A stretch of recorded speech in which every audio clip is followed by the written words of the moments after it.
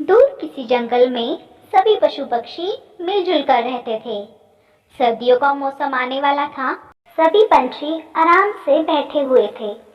तभी मौसम का जानकार पक्षी वहां पर सूचना देने के लिए आया। सुनो सुनो सुनो, जंगल के सभी पंछी और प्राणी सुनो। इस बार बहुत कड़ाके की ठंड पड़ने वाली है, तो सभी अपने रहने का, खाने पीने का इंतजाम अभी से करके रखिए। सुनो सुनो सुनो। सभी पक्षियों ने सूचना पक्षी की बात सुनकर अनदेखा कर दिया, परंतु रानो चिड़िया चिंता में पड़ गई। उसने कहा, अरे मेरी बहनों, हमें सूचना पक्षी की बात को गंभीरता से लेना चाहिए। हमें अपने घोंसलों को पक्का करना चाहिए और खाने पीने का इंतजाम भी पहले ही करना चाहिए। अरे अरे रानो, तुम तो फिजूल में ही चिंता कर रही हो। देखना, इस बार भी उतनी ही ठंड पड़ेगी जितनी पिछली बार पड़ी थी। हमें ज्यादा चिंता करने की कोई जरूरत नहीं है। और वैसे भी हमारे घोंसले तो पहले से ही पक्के हैं। ऐसी बात नहीं है गोरी चिड़िया, ज्यादा ठंड पड़े या ना पड़े, पर हमें हमेशा तैयार रहना चाहिए। चलो बहनों, मैं तो अपने घोंसले को ठीक ठाक करती हूँ। इतना कहकर रानो चिड़िया अपने घर की मरम्मत करने के लिए चली जाती है और थोड़े ही दिनों में वो अपने घर की मरम्मत कर लेती है। चलो, मेरा घोंसला तो अब अच्छे से तैयार हो चुका है। जितनी मर्जी कड़ाके की ठंड पड़े, अब मुझे उससे ज्यादा भारी नुकसान नहीं झेलना पड़ेगा। बस मुझे अभी सर्दियों के लिए खाने का इंतजाम करना है। इतना कहकर रानो चिड़िया खाना लेने के लिए चली जाती है। रास्ते में ही कालू कौवा बैठा होता है। कालू कौवा बड़े ही आराम से बैठा होता है। रानो चिड़िया को देखकर कालू कौवा कहता है, अरे ओ रानू बहन, कहाँ जा रही हो? बहुत जल्दी में दिखाई दे रही हो। हाँ हाँ कालू भैया, जरा जल्दी में ही हूँ। कल से सर्दियाँ शुरू होने वाली है ना, इसलिए खाने पीने का इंतजाम पहले से ही कर रही हूँ। तुम भी अपना इंतजाम पहले से ही करके रखना, फिर बाद में दिक्कत नहीं आएगी। बस बस रानू चिड़िया, अब फोकट में ज्ञान मत दो। तुम अपना देखो, मैं अपना देखता हूँ। ठीक है कालू भैया, जैसी आपकी मर्जी। बताना बस मेरा फर्ज था। इतना कहकर रानो चिड़िया अपना काम करने के लिए वहाँ से चली जाती है। फिर कुछ दिन बीत गए और वैसा ही हुआ जैसा सूचना पक्षी बता के गया था। इतनी ठंड पड़ने लगी कि नदी का पानी तक जम गया।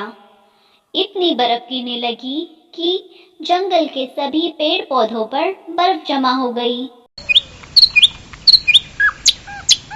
अच्छा हुआ मैंने अपना घोंसला पहले ही तैयार कर लिया था, वरना मुझे भी ठंड में रहना पड़ता। रानू मजे से अपने घर में बैठी होती है, तभी अचानक दरवाजे पर ठक ठक की आवाज आती है। अरे, इस समय कौन होगा? अभी तो बहुत रात भी हो चुकी है। चलो देखती हूँ कौन आया है इस समय घर पर। जब रानू ने दरवाजा खोला तो कालू कौवा उसके घर के बाहर खड़ा हुआ था।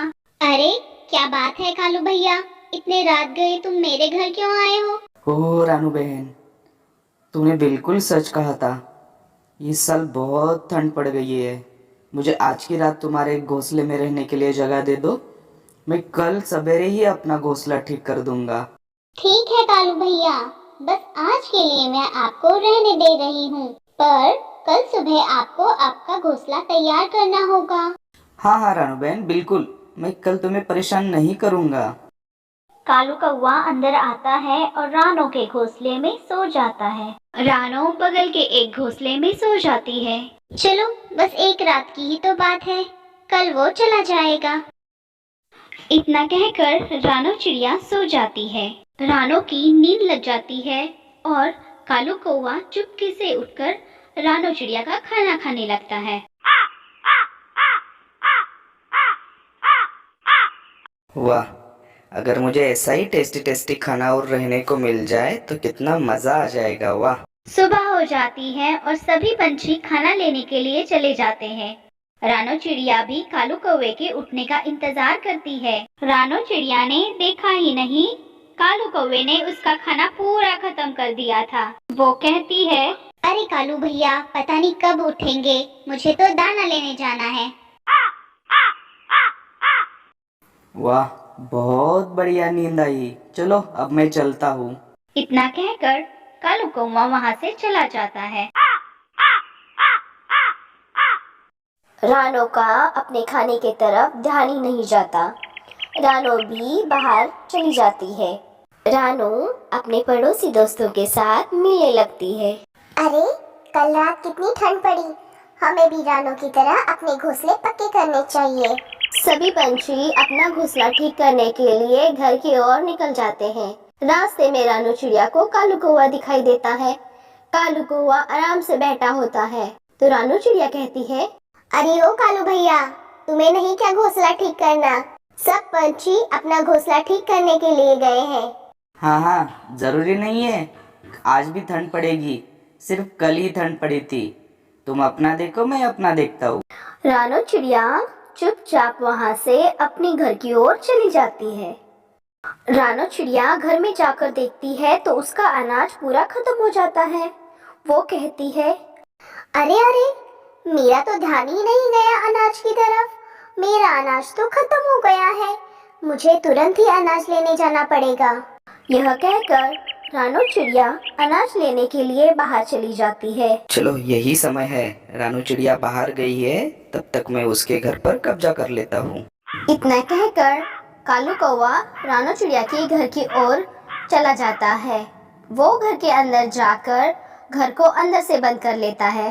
रानो चिड़िया को दाना लाते लाते बहुत अंधेरा हो जाता है और ठंड भी बढ़ने लगती है।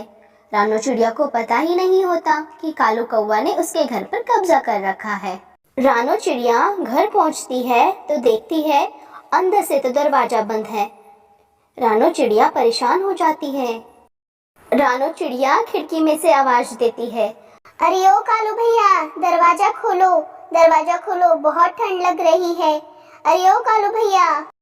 पर कालू कौवा उसकी बात नहीं सुनता और दरवाजा नहीं खोलता। अब रानो चिड़िया चिंता में पड़ जाती है क्योंकि बहुत ठंड पड़ रही थी।